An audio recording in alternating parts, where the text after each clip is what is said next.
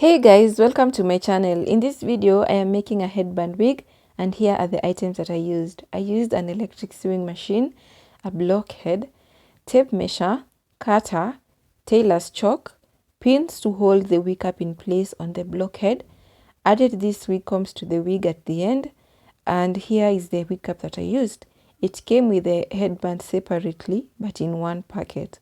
The hair that I used is called Natural Minky Weave.